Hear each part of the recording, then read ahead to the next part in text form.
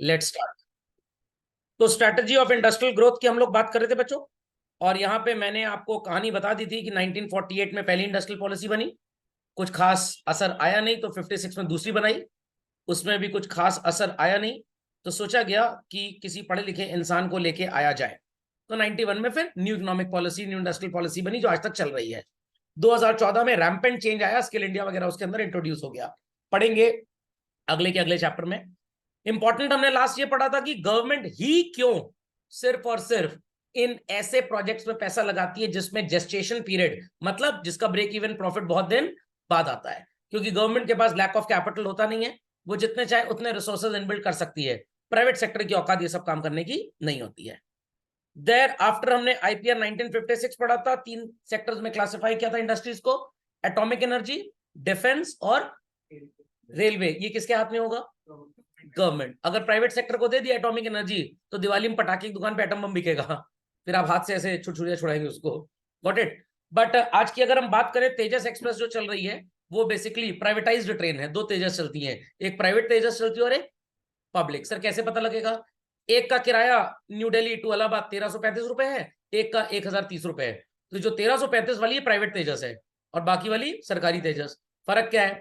Private तेजस अगर late होगी 100 रुपी are, 200 rupee are depending, आपको पैसा वापस किया जाएगा। सरकारी तेजस में पे for 6 hours, travel for 10 hours, keep sleeping in the AC. समझ में आ गया? तो रेलवे थोड़ा सा सेमी प्राइवेटाइज हो चुका है। उसके बाद फर्टिलाइजर और माइनिंग, प्राइवेट सेक्टर काम करेगा, बट निगाहें किसकी होंगी? गवर्नमेंट की। इतनी बालू ना निकाल लेंगे बड़ाम से पुल नीचे आ जाए। और उसके बाद लाइसेंसिंग, आपको पता है क्या होता है?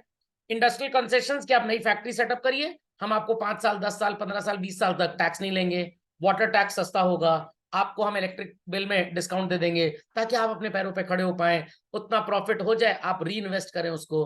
तो this is called as tax holiday. Section 10A में, इनकम टैक्स एक्ट में, इसका प्रोविजन बनाया गया है। तो वैसे जो टैक्स हॉलीडे इंडिया में चलता है वो 20 साल का चलता है। पहले 5 साल जीरो इनकम टैक्स, कितना?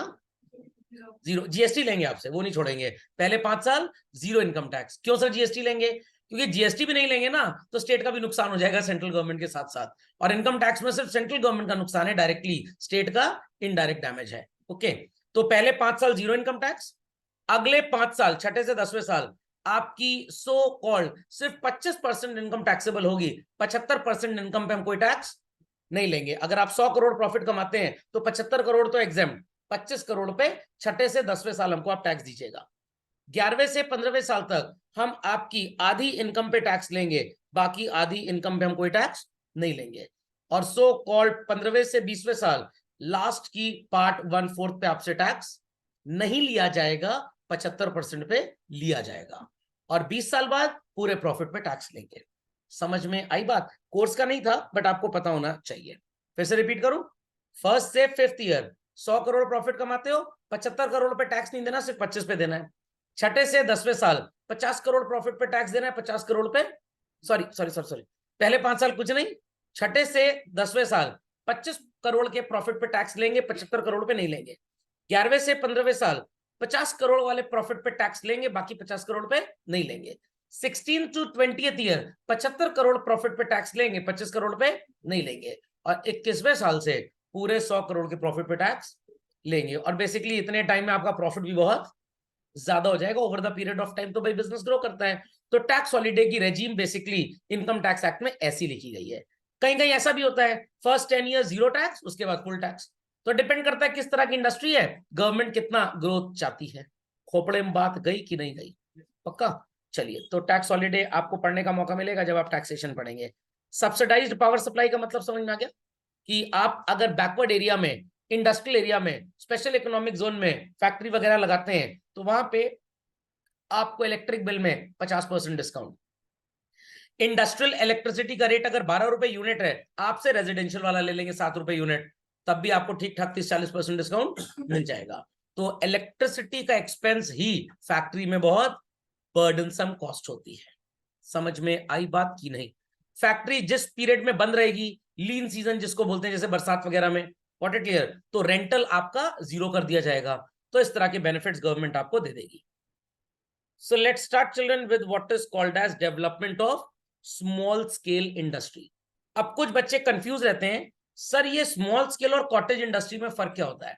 मैं आपको एग्जांपल देता हूं। जो इंडस्ट्री बहुत large amount of capital invest करती है, एक एग्जांपल के तौर पे करोड़ों रुपए, वो लार्ज स्केल है। करोड़ों का मतलब 100-200 crore, 1000-2000 crore is large scale. समझ में आ गया? अगर आपने सो कॉल 5, 7, 10, 25, 30 करोड़, 50 करोड़ इन्वेस्ट किया तो वो स्मॉल स्केल, और 2, 4, 10 लाख इन्वेस्ट किया तो कॉटेज इंडस्ट्री। कॉटेज इंडस्ट्री का मतलब ये नहीं वो कॉटेज केक बनाती है या छोटे से कॉटेज के अंदर, स्विस कॉटेज के अंदर, नो नो नो। घर से आपने जोमैटो को कनेक्ट किया और बटर पनीर मसाला की सब्जी पराठे के साथ बेचने लग गए, yours is the cottage industry. ये स्मॉल स्केल नहीं है। बट जब आपने किचन खोल लिया, बढ़िया इक्विपमेंट आ गए, 5-10 एम्प्लॉइज रख लिए, 2, 4, 10 लाख 20 लाख रुपए पैसा इन्वेस्ट कर लिया, that becomes a small scale industry. और जब आपका इन्वेस्टमेंट करोड़ों में चला गया या 20, 25, 50 लाख से ऊपर, जो सरकारी डेफिनेशन है, that will be called as large scale. समझ में आ गई बात? तो लेट्स सी हम कैसे क्लासिफाई करेंगे। तो सबको स्मॉल स्केल और कॉटेज में डिफरेंस क्लियर हो गया। तो सबसे बड़ी कौन सी इंडस्ट्री हो गई? Large scale. उससे छोटी स्मॉल स्केल, और उससे भी छोटी कॉटेज, और सर उससे भी छोटी सब्जी बना बना के मोहल्ले में बेचने ठेला लगा के, ये इंडिजीनियस बिजनेस हो गया। इंडिजीनियस मतलब इंडिया में जीनियस, घरेलू छाप। So policy of instrument to promote goals of employment and equity, इस बात को 5 ईयर प्लान में रखा गया कि गरीब इंसान भी अच्छा पैसा कमाए और रईस इंसान तो कमाएगा ही कमाएगा। गवर्नमेंट के ऊपर आप बर्डन ना बने, तो आप अपना धंधा पानी खुद चालू कर दीजिए। चाइना में ग्रेट लीप फॉरवर्ड पढ़ेंगे आप, मिस्टर वो माओ टुसांग कौन थे, शी जिनपिंग के पहले, उन्होंने सिस्टम चालू किया, घर में फर्नीचर का काम चालू कर दो। हाँ, माओ जुडांग पुडोंग जो भी था, उन्होंने, इंडिया में भी स्टार्ट हुआ था। हमारा और उनका सो कॉल्ड आप बोल सकते हैं इंडिपेंडेंस वगैरह कोई बहुत डिफरेंस नहीं है। हमारा अगर 1947 है तो उनका 40s और 38 में स्टार्ट हो गया था, बट बहुत ज्यादा डिफरेंस नहीं है। डिफरेंस सिर्फ इतना है, वहां पे गवर्नमेंट ने बोला आपकी फैक्ट्री में 1/4 कैपिटल हमारा लगेगा, आपको 100 करोड़ लगाना है, 25 करोड़ हम लगा रहे, इंटरेस्ट भी मत दीजिएगा हमको। यहाँ पे क्या हुआ, फैक्ट्री लगाई नेताजी के रिश्तेदार ने और पैसा गटक गया पूरा का पूरा। समझ में आया? बस वही चीज यहाँ पे डिफरेंट थी। यहाँ पे क्या हुआ, कॉटेज इंडस्ट्री नाम की कागज में तो थी, बट रियलिटी में उसको सेटअप करने पे गवर्नमेंट ने कोई एफर्ट किया ही नहीं। अभी आप अपने घर के बाहर ठेला लगा लीजिए चाइनीज वाला, कॉटेज लेयर, और एक बल्ब टांग लीजिए, सबसे पहला काम पुलिस वाले आ जाएंगे और आपसे डेली का 2 प्लेट मोमोज फ्री में खाएंगे। फिर गवर्नमेंट ऑफिसर को जब लगेगा आप खूब पैसा कमा रहे हैं, तो सो कॉल पहले आपको अड़काएंगे, उनको घूस चाहिए। फिर वो कहेंगे आपका इलेक्ट्रिसिटी का वैलिड कनेक्शन लीजिए, कमर्शियल कनेक्शन लीजिए। उसके बाद कहेंगे जहां पे ठेला लगा है इसको हटाओ, दुकान बनाओ। जब आपके ऊपर इतने ढेर सारे खर्चे आ जाएंगे, तो आपकी कॉस्टिंग रेस्टोरेंट के कॉस्टिंग के बराबर आ जाएगी। फिर आप 40 रुपए में मोमोज नहीं बेच पाएंगे, फिर आपको भी 80 और 100 में बेचना पड़ेगा। और इस दिन से आपकी बर्बादी और नॉन तरक्की होनी स्टार्ट हो जाती है। चाइना में इसी चीज को प्रमोट किया गया। समझ में आया कि नहीं आया? पक्का? यहाँ पे क्यों नहीं किया गया? क्योंकि बड़े रेस्टोरेंट वाले, बड़े होटल वाले सरकारी सो कॉल्ड ऑफिसेज में ज्यादा पहुंच रखते हैं, वो वहां पहुंच गए नगर निगम, म्यूनिसिपल कॉर्पोरेशन, भाई ये जो ठेले वाली मार्केट है ना, इससे हमको बहुत नुकसान हो रहा है। इलाहाबाद में मैं आपको प्रयागराज का एग्जाम्पल देता हूँ, सिविल लाइंस में चिल्ड्रन, काफी पॉश एरिया यहाँ का, जैसे हर शहर में मॉल रोड होती है ना, और सिविल लाइंस में अगल बगल रोड के चिल्ड्रन ढेर सारी शॉप्स थी। गवर्नमेंट ने लोगों को ये शॉप्स किस लिए दी थी? 2 पर्पसेस के लिए, पान वगैरह मसाला वगैरह बेच लीजिए, मिल्क आउटलेट्स खोल लीजिए, आइटम ऑफ नेसेसिटीज। मेरा भारत महान, हिंदुस्तान में तो बच्चा पैदाइशी एमबी होता है। दुकान ली गई मिल्क सेंटर खोलने के लिए, 2, 4, 5 साल दादाजी ने मिल्क सेंटर चलाया, उनके बेटे ने वहां पे छोटा सा कैफेटेरिया चालू कर दिया। पोता जब आया, बढ़िया 4 ठेला बाहर लगा, कुर्सी लग के चाउमीन का स्टॉल रेस्टोरेंट खोल दिया। अब ये जो रोड साइड रेस्टोरेंट थे, इससे 2 नुकसान हुए। प्राइवेट बिल्डर की शॉपिंग कॉम्प्लेक्स में जो दुकानें थी वो बिकनी बंद हो गई, बिकॉज ये एक दुकान, ये एक दुकान, ये एक दुकान, बीच में ठेले लगने स्टार्ट हो गए। समझ में गया? म्यूनिसिपल कॉर्पोरेशन को इनसे कोई रेवेन्यू मिलता ही नहीं है, ना इनसे जीएसटी मिलता है, ना इनकम टैक्स मिलता है, ना ये कोई रेंट देते हैं गवर्नमेंट को। अब बिल्डर का नुकसान होने लग गया, बिल्डर ने म्यूनिसिपल कॉर्पोरेशन में जान पहचान बढ़ाई, भाई इससे आपका बहुत नुकसान हो रहा है, आप मतलब म्यूनिसिपल कॉर्पोरेशन, तो आप एक काम करिए, आप इस एरिया को ग्रीन जोन डिक्लेयर करिए, और ये बोलिए कि जो लोग इस दुकान पे आते हैं गाड़ी यहाँ पे पार्क करते हैं, तो अल्टीमेटली ट्रैफिक बहुत हो जाता है, लोगों को जाने आने में प्रॉब्लम होती है, तो इनको तोड़ने का एक ऑर्डर निकाल दीजिए। अब इन लोगों में से कुछ तो ऐसे थे जिन्होंने over the period of time बहुत पैसा कमाया, उन्होंने एक कॉम्प्लेक्स में अपनी दुकान खरीद ली। और यहां पे दुकान किसकी थी? उसी पर्टिकुलर बिल्डर की जिसने म्युनिसिपल कॉर्पोरेशन को समझाया बुझाया। म्युनिसिपल कॉर्पोरेशन का क्या फायदा, ये तो बाद में बताऊंगा। म्युनिसिपल कॉर्पोरेशन के एम्प्लॉयज को बढ़िया घूस मिलेगी। बिल्डर का क्या फायदा? शॉपिंग कॉम्प्लेक्स में उसकी दुकानें क्या होंगी बच्चों? सेल हो जाएगी। जो खरीद नहीं पाएंगे वो किराए पे ले लेंगे। लॉजिक समझ में आया कि नहीं आया? अल्टीमेटली सड़क पे दुकान थी, कॉस्टिंग बहुत कम थी। As soon as they move into a shopping mall और अ कॉम्प्लेक्स, इनकी कॉस्टिंग बढ़ जाएगी और यहां से गरीब बिजनेसमैन की तरक्की खत्म हो जाती है। चाइना में इसी चीज को अवॉइड किया गया। ये जो नाइट मार्केट, स्ट्रीट फूड का कॉन्सेप्ट आया ना, ये उन्हीं सब कंट्रीज से आया है। वहां पे काफी इन सब चीजों को प्रोपोगेट किया जाता है। इंडिया में स्टार्टिंग में प्रोपोगेट किया जाता है, बट जब रिच कम्युनिटी का नुकसान होता है तो फिर वो ये सब हरकतें करने लग जाते हैं। बातें समझ में आई चलन? तो गवर्नमेंट ने सोचा था कि भाई कैसे ज्यादा से ज्यादा लोगों को सेल्फ एम्प्लॉयमेंट दिया जाए, गरीब और रईस का गैप थोड़ा सा कम हो जाए। क्योंकि एक नॉर्मल इंसान के बस की बात नहीं है कि आयरन एंड स्टील की कंपनी लगाए, बहुत बड़ी सी ट्रांसपोर्टेशन यूनिट सेटअप करे, कम्युनिकेशन की फैक्ट्री लगाए। वो बेचारा छोटे मोटे बिजनेस से अपने आप को स्टार्ट करता है। Fundamental logic is well understood और नॉट? पक्का? चलिए। So the process of industrialisation had two broad dimensions. दो तरीके से इंडस्ट्रियलाइजेशन को करने की गवर्नमेंट ने सोची।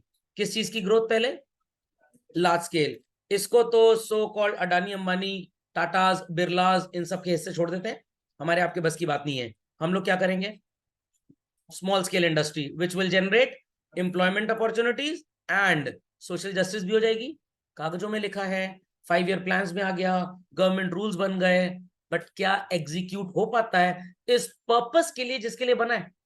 नो। तो जब चाट की दुकान वाला खूब बढ़िया चाट का बिजनेस करता है, आ जाते हैं प्राइवेट सेक्टर के लोग, हल्दीराम वाले, कि भाई यहाँ पे लोग ठेले पे चाट खा रहे हैं, हमारी दुकान पे कोई नहीं आ रहा, तो पहले एक काम करिए, ये ठेला यहाँ से हटवाइए, ये ठेला यहाँ से हटवाइए, ताकि सो कॉल्ड ये भी हमारे बराबर आके बिजनेस करें, इनकी कॉस्टिंग हमारी कॉस्टिंग मैच कर जाए। तो जो बड़ा बिजनेसमैन है वो तो चल जाएगा, क्योंकि over the period of years उसने पैसे बहुत कमा लिए। मरेगा कौन?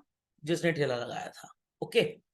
सो small scale industry is defined one whose investment does not exceed how much children?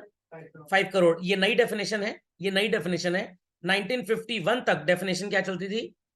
5 lakh रुपए। और आज की डेफिनेशन में अगर आपने अपने बिजनेस में 5 करोड़ रुपए तक इन्वेस्ट किया हुआ है, you will be defined as small scale, और 5 करोड़ से ज्यादा है तो लार्ज स्केल। ये किताबों में लिखा है, बट 10-20 करोड़ वाली इंडस्ट्री भी बच्चों स्मॉल स्केल ही है बेसिकली। ओके। तो आपके क्वेश्चन आंसर के लिए आपको क्या रखना है? 5 करोड़ तक का स्मॉल स्केल और उसके ऊपर का large scale. Fundamental is understood well? पक्का?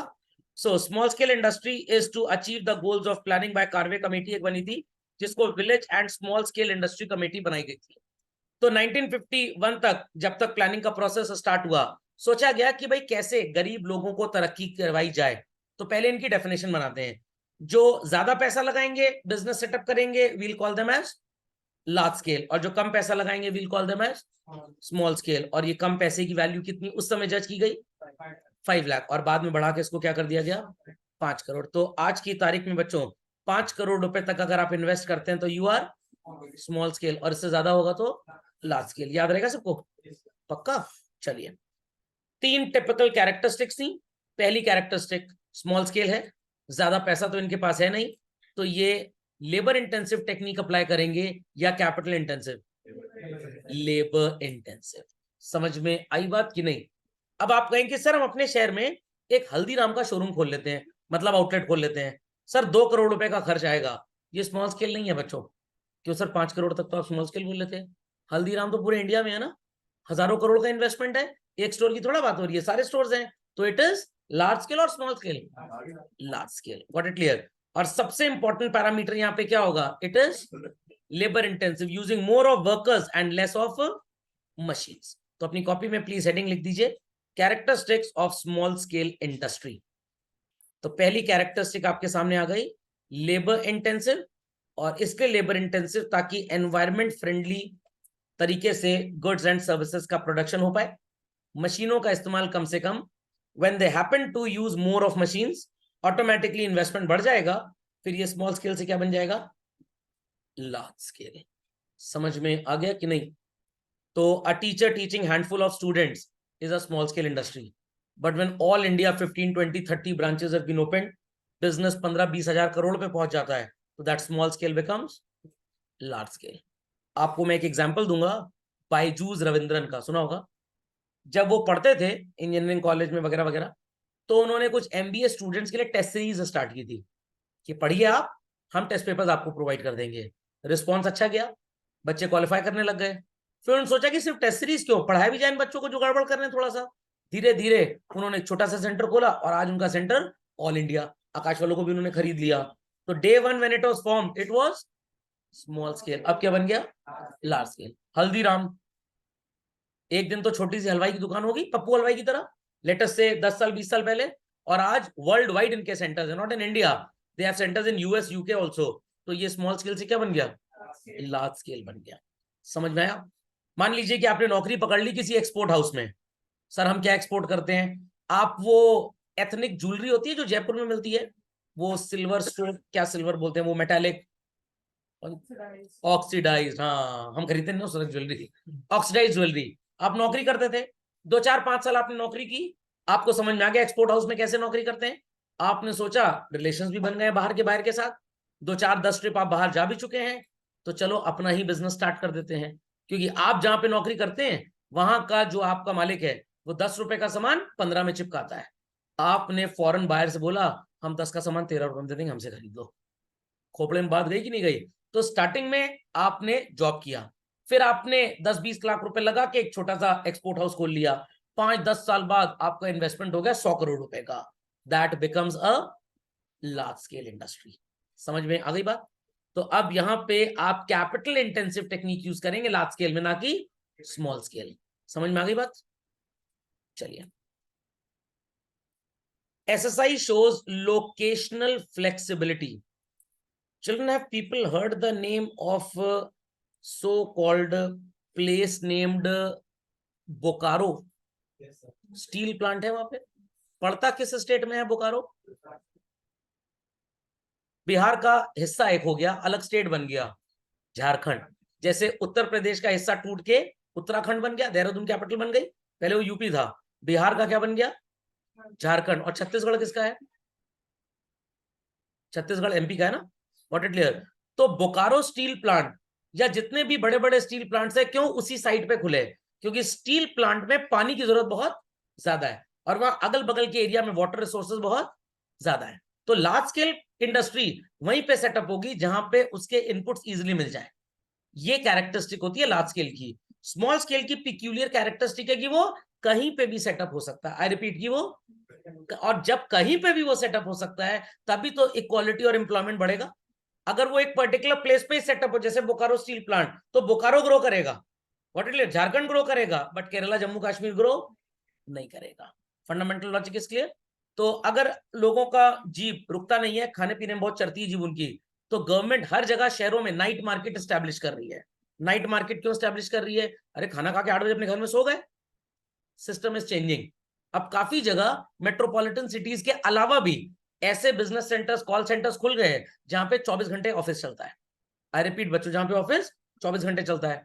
तो जो इंसान रात की शिफ्ट में काम कर रहा है, रात को 8 बजे ऑफिस स्टार्ट होगा उसका, और सवेरे खत्म कितने बजे होगा, 6 बजे या 8 बजे। तो अब वो दिन में सोएगा, रात में काम करेगा, तो भूखा रहेगा, खाएगा भी ना। या मान लीजिए कि आपने कॉर्पोरेट सेक्टर ज्वाइन किया और अब वर्क फ्रॉम होम कर रहे हैं और आपकी शिफ्ट रात की है, तो रात में मम्मी तो खाना बना के देने से रही, खोपड़े में बात गई कि नहीं गई? तो अब आप क्या करेंगे, आपको रात में खाना चाहिए। नाइट मार्केट वाला कह रहा है कि मैं 2 बजे तक सप्लाई करूंगा, उसके बाद नहीं करूंगा। आपने 6 बजे डिनर कर लिया, काम पे बैठ गए 8 बजे से, और रात में 2 बजे फिर भूख लग गई, 1:30 बजे भूख लग गई, 1 बजे भूख लग गई, तो जोमेटो या जोमेटो बोथ डिलीवर्स, तो आप वहां पे फोन करके पिज्जा मंगवा सकते हैं। तो अब छोटे शहरों में भी नाइट मार्केट का कल्चर बढ़ गया, होम डिलीवरी फूड का बढ़ गया है। तो this is small scale industry और large scale industry children. Example of large scale, Zomato तो लार्ज स्केल है, जोमेटो इज लार्ज स्केल। ये जो नाइट मार्केट का कॉन्सेप्ट है, छोटी छोटी दुकान, इट इज स्मॉल स्केल। समझ में आया? और नाइट मार्केट का कॉन्सेप्ट कोई नया नहीं है। रेलवे स्टेशन के अगल बगल आप दुनिया के किसी शहर में चले जाइए, आपको रेस्टोरेंट, फूड जॉइंट्स, ये सब तो हमेशा से मिलेंगे, वो रात भर चलते हैं बेसिकली, क्योंकि भाई ट्रेन से तो लोग हमेशा आते जाते रहते हैं ना। एयरपोर्ट के अगल बगल का एरिया आप देख लीजिए, वो रात भर जगमगाता रहता है। मुंबई चले जाइए, लोग जुहू बीच में रात भर टहलते रहते हैं। 2:30-3 बजे जो आत्महत्या वाले होते हैं वो भी चले जाते हैं। तो मान लीजिए भाई आत्महत्या करनी है, बर्गर खा लो पहले। मान लो आत्मा ऊपर पहुंचने में टाइम लग गया तो भूख तो मिट ही रहे कम से कम। समझ में आ गया? चलिए, so large scale industry like Bhilai steel plant, Rourkela is close to what children? Close to what children? Which type of supply? अरे बताइए, रॉ मटेरियल भाई, रॉ मटेरियल। समझ में आ गया? तो लोकेशनल फ्लेक्सिबिलिटी स्मॉल स्केल में होती है, लार्ज स्केल में नहीं होती। अब एग्जाम में जरूरी नहीं कि आपको पूछा जाए what are the characteristics of SSI. ये तो टॉमी और मोती भी लिखाएंगे, आप तो इंटेलिजेंट हैं, तो आपसे इंटेलिजेंट क्वेश्चन पूछा जाएगा। Give 3 differences between small scale industry and large scale. ये बहुत गलत हुआ हमारे साथ, पीठ पे छुरा भोगा गया है, किताब में नहीं था। अरे भैया आसान तो है, लेबर इंटेंसिव होता है स्मॉल स्केल में, और कैपिटल इंटेंसिव कहाँ होगा? Large scale. Simple as that, simple as that. Small scale में लोकेशनल फ्लेक्सिबिलिटी होता है, कहीं पे भी सेटअप कर लो, बट लार्ज स्केल वहीं पे सेटअप होगा जहां पे इनपुट मटेरियल का मिलेगा। नहीं समझ में आई बात? समझ में आ गई बात? पक्का? अच्छा सर, मान लीजिए हमको रॉ मटेरियल चाहिए, दैट इलेक्ट्रॉनिक सर्किट, जिससे so called chip, IC, mobile का मदरबोर्ड, ये सब डिजाइन होता है। तो भाई इसके लिए तो बेंगलुरु, हैदराबाद ऐसे हब्स फेमस हैं जहां पे इनका रॉ मटेरियल इजिली आता है। अब मान लीजिए चिप मैन्युफैक्चरिंग का सबसे ज्यादा बिजनेस बैंगलोर और हैदराबाद में है, और आपने सोचा मैं जम्मू एंड कश्मीर में प्लांट लगाता हूं क्योंकि लेबर सस्ती है। लेबर तो बहुत सस्ती है, आपको बेंगलुरु में मिलेगा 2,000 रुपए पर डे पे काम करने वाला आदमी, और जम्मू एंड कश्मीर में 500 वाला मिल जाएगा। Labour is very cheap. Bengaluru में हायर करेंगे तो 60,000 रुपए तनख्वाह, जम्मू एंड कश्मीर में 15,000। बट बेंगलुरु में रॉ मटेरियल मिलेगा, जम्मू एंड कश्मीर में कोई कंपनी रॉ मटेरियल देने आपको नहीं आएगी। वो बोलेगी भाई पूरा का पूरा लॉट बेंगलुरु और हैदराबाद आता है, आप भी यहाँ पे फैक्ट्री खोल लो तो हम सप्लाई कर देंगे, हम जम्मू एंड कश्मीर तक डिस्पैच नहीं करेंगे। तो क्या आपको कोई फायदा मिलेगा जम्मू एंड कश्मीर में सेटअप करने में? क्योंकि रॉ मटेरियल आएगा ही नहीं। तो ये हो गई लार्ज स्केल इंडस्ट्री, ये हो गई। तो आपको वहीं पे सेटअप करना पड़ेगा जहां पे इससे रिलेटेड इनपुट्स इजिली मिल जाए। Got it clear? बट आपको मान लीजिए फ्लावर मिल लगानी है, फ्लावर मिल मतलब गेहूं को पीस के आटा, कहीं पे भी लगा लीजिए, कोई प्रॉब्लम की बात नहीं है, बिकॉज इंडिया में व्हीट का प्रोडक्शन हर जगह आपको लगभग 100-200 किलोमीटर पे मिल जाता है। बट अगर आप पंजाब, हरियाणा ऐसे एरिया सुनते हैं तो यहाँ पे व्हीट आपकी क्वालिटी जो होगी और अच्छी होगी। तो अगर आप बहुत बड़ा प्लांट लगाना चाहते हैं, जैसे आईटीसी आशीर्वाद चक्की फ्रेश आटा, 20 करोड़ रुपए का इन्वेस्टमेंट है, सिर्फ गेहूं डाली जाएगी हाथ से, बाकी सब मैकेनाइज्ड है, तो ये लार्ज स्केल हो गया। बट आपको एक नॉर्मल सी चक्की लगानी है 2 कमरे वाली, जो मोहल्ले में आटा सप्लाई करेगी, दिस इज, तो ये मोहल्ले वाली चक्की तो कहीं पे भी सेटअप हो सकती है, बट आईटीसी आशीर्वाद वाली हर जगह सेटअप नहीं होगी। जहां पे व्हीट स्पीडली अच्छी क्वालिटी की जल्दी से मिल जाए आप वहीं जाएंगे। तो लार्ज स्केल इंडस्ट्री में लोकेशनल फ्लेक्सिबिलिटी नहीं होती, स्मॉल स्केल में होती है। समझे कि नहीं समझे? पक्का? चलिए, SSI needs a small investment and LSI needs what children? Large investment. तो सर 3 तो हो गए, चौथा ही बताता हूं। SSI focuses on equality among different sections of the society, गरीब इंसान भी रईस बन जाए। बट LSI में इक्वालिटी जैसा कॉन्सेप्ट होता ही नहीं, क्योंकि वो स्टार्ट ही रईसों से होती है। नहीं समझ में आया? समझ में आ गया? पक्का? स्टार्टअप्स का नाम सुना है चिल्ड्रन? स्टार्टअप्स का नाम सुना है? पक्का? पता है स्टार्टअप्स क्या होते हैं? कांग्रेस का SSI बीजेपी का स्टार्टअप है। मतलब सर आपके पापा ने घर बनवाया था, बड़ी तारीफ की मोहल्ले वालों ने, शर्मा जी ने घर बहुत बढ़िया बनवाया है। शर्मा जी की उम्र हो गई 95 साल, प्रलोक सिधार गए, उनके बेटे की उम्र 76 साल है, और आपकी उम्र 40 साल है। आपने घर में बढ़िया एक्सटीरियर पेंट करवा दिया, निर्लैक भयंकर, और तारीफ हो गई, भाई शर्मा जी का लड़का तो बहुत लायक निकल गया। शर्मा जी लायक थे इसलिए उनका बेटा लायक है। शर्मा जी ने घर बनवाया ही ना होता, दीवार खड़ी ना होती, कहीं छत का छज्जा बनता ही ना कभी, क्या लड़का पेंट करवा पाता? तो credit goes to grandfather, credit goes to father, बच्चे का तो सिर्फ डेबिट डेबिट है। समझ में आई बात कि नहीं? समझ में आई बात? नहीं समझ में आई? स्टार्टअप के बारे में आप पढ़ेंगे ना, स्टार्टअप कुछ नहीं है, टोटल फर्जी कॉन्सेप्ट है, टोटल फर्जी कॉन्सेप्ट।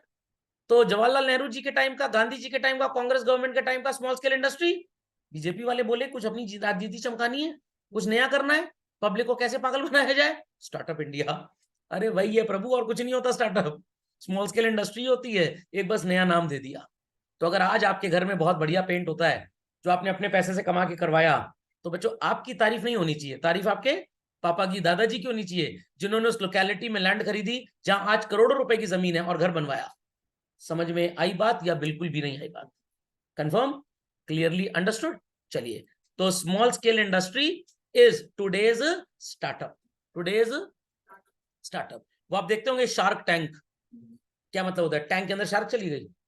नो, नए नए बिजनेस आइडियाज आते हैं जिसमें इन्वेस्टमेंट बहुत ज्यादा नहीं चाहिए, तो वो भी क्या है बच्चों, स्मॉल स्केल। समझ में आया कि नहीं आया? तो जब आप स्टार्टअप के बारे में कभी कुछ पढ़ेंगे ना, तो आपको यही सब बातें नजर आएंगी वहां पे भी, तो कंफ्यूज मत होइएगा। तो सबको समझ में आ गया what is a small scale industry? तीनों डिफरेंसेस क्लियर हो गए? पक्का। सिमिलैरिटी क्या है? सिमिलैरिटी एक ही है, बोथ क्रिएट एम्प्लॉयमेंट। एम्प्लॉयमेंट होगा तो अपने आप काफी हद तक इनइक्वालिटी खत्म हो जाएगी, इनइक्वालिटी खत्म हो जाएगी। तो इसके ऊपर कोई क्वेरी है तो please ask. Salient features of the industrial growth children, ये हमने पढ़ा हुआ है, फिर से इसको रीड करेंगे। Again children, there were some good things about this and there were some bad things. तो पहले कुछ फीचर्स लिख लेते हैं, फिर गुड और बैड के बेसिस पे क्लासिफाई करेंगे। तो अपनी कॉपी में प्लीज लिख लीजिए, principal features of industrial growth from 50 to 90। Sir 47 to 90 क्यों नहीं लिखते? क्योंकि 47 टू 50 तो रिकग्नाइज्ड इंडिया था ही नहीं। मतलब सर आप पैदा हुए 2008 में, बट आपका बर्थ सर्टिफिकेट 2009 बोल रहा है, तो दुनिया आपकी डेट ऑफ बर्थ क्या मानेगी? 2009। इंडिया इंडिपेंडेंस हुआ 47 में, व्हाट इट क्लियर, इंडिपेंडेंट हो गया। कॉन्स्टिट्यूशन कब एनफोर्स हुआ? 26 जनवरी 1950 बन गया था 26 नवंबर 1949 को, बट एनफोर्स कब हुआ? तो डेट ऑफ बर्थ इंडिया की क्या है? डेट ऑफ बर्थ है 15 अगस्त 1947। बर्थ सर्टिफिकेट में क्या लिखवाया पापा ने? 26 जनवरी 1950, 3 साल उम्र घटा दी गई। समझ में आया? हाँ बोलिए रजानी जी। कुछ नहीं आया था उस समय, कुछ नहीं आया था, कुछ नहीं आया था, कुछ नहीं आया था। 1947 15 अगस्त को जवाहरलाल नेहरू जी भाषण दिए थे, लॉर्ड माउंट बैटन के साथ अग्रीमेंट हुआ था। अग्रीमेंट ये हुआ था, अपनी रियासत 99 साल की लीज पे आपको देके जा रहे हैं पंडित जी, ध्यान से चलाइएगा, 2046 में बात करेंगे। सर मतलब 2046 बाद सब ब्रिटिशर बन जाएंगे, ब्रिटिश पासपोर्ट हो जाएगा, सबको फॉरेनर बोला जाएगा? बिल्कुल। बट इतनी ट्रीटी साइन हो चुकी हैं over the period of 74-75 years कि वो लीज का जो ठेका, जो सौदा द देन ब्रिटिश गवर्नमेंट के साथ किया गया था, उसका कोई मतलब नहीं है। बट कुछ राइट्स आज भी उनके पास हैं। उनकी रानी महारानी जब इंडिया आएंगी ना, तो उनको वीजा और पासपोर्ट की जरूरत प्रैक्टिकली नहीं पड़ेगी। What it clear? कितनी प्रॉपर्टीज इंडिया में आज भी हैं, स्पेशली रेलवे स्टेशन, जिनका किराया आज भी ब्रिटिश गवर्नमेंट को दिया जाता है। नहीं समझ में आई बात? समझ में आ गई बात? मान लीजिए कि आपने एक जमीन खरीदी, मैंने चालबाजी से उसको हथिया लिया, बहुत लंबा केस चला, 20-25-50 साल तक। कोर्ट ने अल्टीमेटली बोला कि भाई आप कह रहे हैं XYZ पर्सन ने जमीन हथिया ली, पैसा भी XYZ पर्सन ने आपको दिया। आप कहेंगे पैसा दिया तो है बट फेयर अमाउंट नहीं दिया है। तो फेयर अमाउंट नहीं दिया तो उस समय क्यों नहीं बोला, आज 25 साल बाद क्यों बोल रहे हो? मतलब आपके कुछ रॉन्ग इंटेंशन थे। मैं कोर्ट में बोलूंगा जज साहब मैंने डेवलपमेंट पे इतना खर्च कर दिया इनको पैसा देने के बाद, और जब ये फल देने लग गया तो ये अपनी जमीन वापस मांग रहे हैं। समझ में आ गया? तो कुछ मैंने अच्छा किया गलत किया, कुछ आपने अच्छा किया गलत किया। तो जज साहब ने बोला अच्छा एक काम करते हैं, ये जमीन वापस तो आपको दिलवा नहीं सकते, बिकॉज आपने सौरभ सर से जमीन खरीदी थी 20 करोड़ की, आप बोले हो थी 50 करोड़ की, और सर कह रहे हैं मैंने 100 करोड़ इसके ऊपर लगा दिया है, इंटरेस्ट वगैरह जोड़ जाड़ के आज ये प्रॉपर्टी 1000 करोड़ की है, तो 10% किराया आपको जीवन भर मिलता रहेगा। आपको ये बात मंजूर है तो बताइए, नहीं तो फिर केस की सुनवाई अगले 25 साल चलेगी। आप कहेंगे जितना मिल रहा है चुप चाप ले लो, तो ये भी ना मिलेगा, खोपड़े में बात गई। तो काफी प्रॉपर्टीज आज भी इंडिया में ऐसी हैं बच्चों जिनका रेंट ब्रिटिश गवर्नमेंट को दिया जाता है। समझ में आ गई बात कि नहीं आई?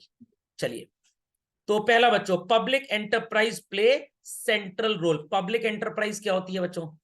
Public enterprise is the enterprise which is established and controlled by the government. जैसे स्टेट बैंक ऑफ इंडिया, भूल से ना लेना, बीएसएनएल, जीवन के साथ भी और जीवन के बाद भी LIC, Indian Railways, these are called as public enterprises. Private enterprises had only secondary role, इनको लाइसेंस वगैरह दिया जाता था, पढ़ा था ना स्टार्टिंग में उन्होंने। माइनिंग और फर्टिलाइजर का काम ये कर सकते थे, but under the watch dog eyes of the government. तो आज भी जो माइनिंग होती है, बालू वगैरह निकाली जाती है, ये नहीं कि जितनी जाए उतनी निकालिए, ठेका होता है, आपका कोटा फिक्स होता है, लेट अस से 10,000 क्विंटल्स या 5,000 ट्रक्स वगैरह वगैरह। What it clear? पता लगा बालू निकालने पे आ गया प्राइवेट से, पूरी बालू निकाल डाला, और जो पुल था धड़ाम से नीचे आ गया। पुल वाले बोले हर हर गंगे मतलब पंगे। ओके, प्रोसेस ऑफ इंडस्ट्रियलाइजेशन को क्यों इतना फोकस किया गया? जो चीजें बाहर से खरीदते थे उसको खरीदिए मत, उसको खुद बनाइए। फायदा क्या होगा? एक तो भाई कभी भी बैलेंस ऑफ पेमेंट अनफेवरेबल नहीं जाएगा। समझ में आया मैं क्यों चैप्टर्स लिंक करके आपको पढ़ाता हूं? क्योंकि मैक्रो का कुछ आईडी में भी काम आता है, आईडी का कुछ मैक्रो में भी, that's the reason basically. Okay, तो आपका बैलेंस ऑफ पेमेंट नेगेटिव ना हो जाए। दूसरी सबसे इंपॉर्टेंट बात, जब आप इंपोर्ट करने वाली चीज इंडिया में बनाएंगे तो व्हाट विल हैपन? एम्प्लॉयमेंट बढ़ेगा। एम्प्लॉयमेंट बढ़ेगा तो लोगों की इनकम बढ़ेगी, सरकार को तो इनकम टैक्स मिलेगा ही मिलेगा। इनकम जब लोगों की बढ़ेगी, इन दैट केस वो खर्चा करेंगे उस पैसे को, खर्च करेंगे तो डिमांड बढ़ेगी। याद है वो सर्कल ऑफ डिमांड सप्लाई वगैरह? तो लोगों की डिमांड बढ़ेगी तो और महंगे गुड्स या गुड्स खरीदना चाहेंगे, फिर उन गुड्स की डिमांड को पूरा करने के लिए और फैक्ट्री लगेगी, तो वो सर्कल चलता जाएगा। क्या कह रहे हैं? और प्लस हमारे यहाँ जब पॉपुलेशन इतनी ज्यादा है, हमारे यहाँ लेबर भी सस्ती होगी, तो हमारी इनपुट कॉस्ट बहुत सस्ती होगी, हम उन चीजों को एक्सपोर्ट भी कर सकते हैं। तो बस थोड़ी सी मात खा गए हम स्टार्टिंग में, जो हमारे नेता लोग थोड़े चोर टाइप के निकल गए, करप्ट टाइप के, नहीं तो चाइना से आगे हम कब के चले गए होते। खैर अभी हम जा ही रहे हैं। आपको वेबसाइट याद है हमारी फेवरेट वेबसाइट tradingeconomics.com? अभी कल ही मैं चेक कर रहा था, 1.4% ग्रोथ रेट है यूएस का, चाइना 4.5 पे, हम 6.1 पे आ गए हैं। Got it clear? इसीलिए तो सेंसेक्स हमारा दनादन बढ़ता जा रहा है। To date touched a new height of 66,000, दनादन पैसा बढ़ रहा है।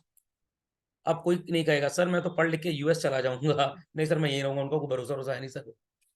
ओके, समझ में आ गया बच्चों सेल्फ रिलायंस का मतलब? अच्छा सर तभी रिलायंस कंपनी खुल गई है?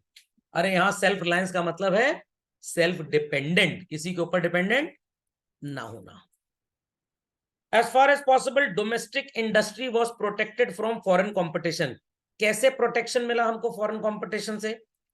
हैवी ड्यूटी लगा दी गई इंपोर्ट पे, बट जो नालायक निर्लज मान नहीं रहे हैं, कोटा फिक्स कर दो, इतने रुपए से ज्यादा, इतने यूनिट से ज्यादा तुम इंपोर्ट कर ही नहीं सकते।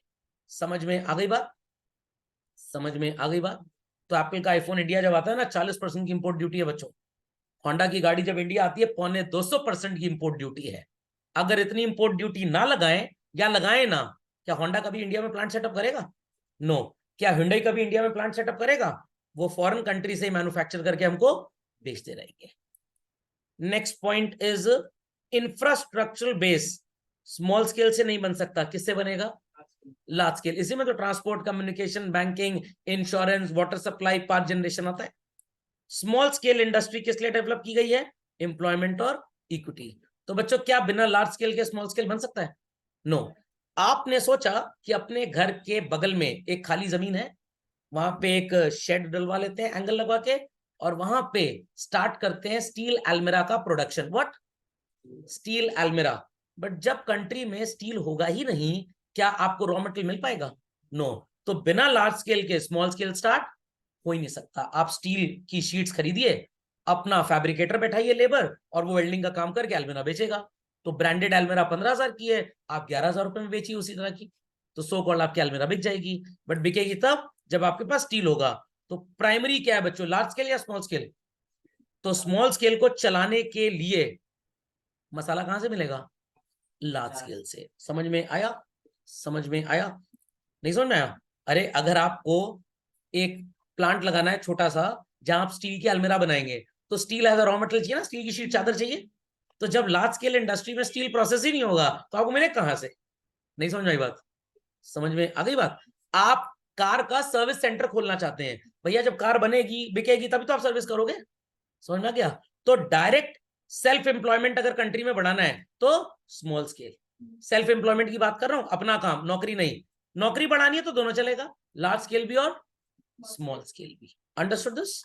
चलिए, तो these features were clear to all. तो जरा गुड इफेक्ट्स पढ़ लें। क्या क्या गुड इफेक्ट्स थे बच्चों? अगेन चीजें रिपीट हैं, कुछ खास नया नहीं है। First and foremost you will see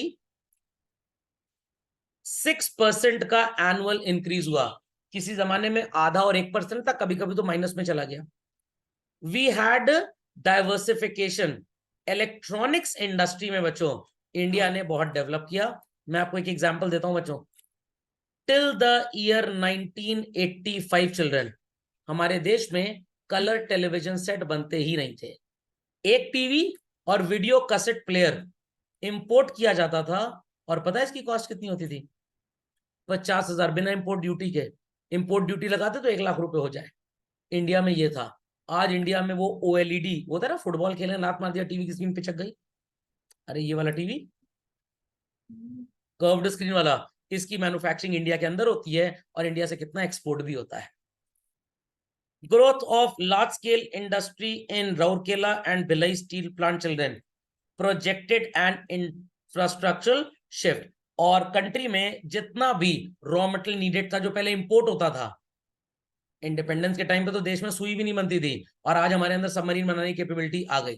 तो हमको क्यों सबमरीन खरीदनी पड़ती है रशिया से या यूएस से? क्योंकि अभी उसको बनाने के लिए बहुत एफिशिएंट प्लांट हमारे पास नहीं है। धीरे धीरे वो भी आ जाएगा। Growth of SSI made substantial contribution in the objective of growth and social justice. That repeat point is there. खोपड़े में बात गई बच्चों, तो गुड इफेक्ट्स लिख के इसको नोट डाउन कर लें सुपर क्विकली। चलिए, तो सबको अच्छी अच्छी बातें समझ में आ गई। अब अच्छाई है तो बुराई भी होगी, कृष्ण है तो रावण भी होंगे।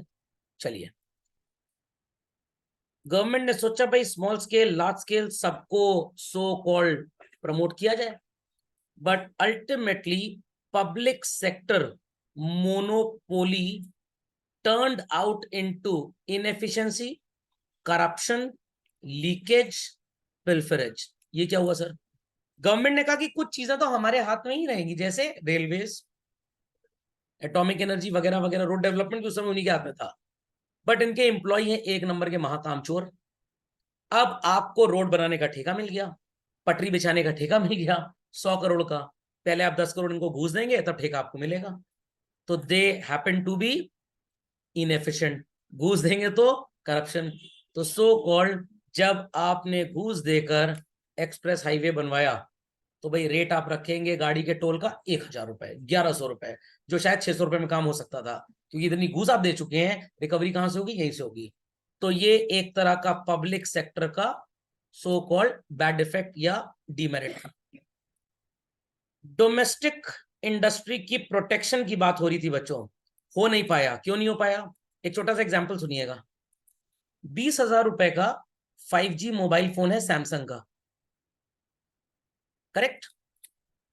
और बच्चों 17,000 रुपए का 5G मोबाइल फोन है माइक्रोमैक्स का। एकदम दिल पे हाथ रख के बताइए किसका खरीदेंगे? है हाँ। तो हमारे देश में बिजनेसमैन क्या सोचता है? सस्ता बेचो सस्ता बेचो, लोग गरीब हैं, अरे बहुत पैसा लोगों के पास। सस्ते के चक्कर में we used to compromise with the quality.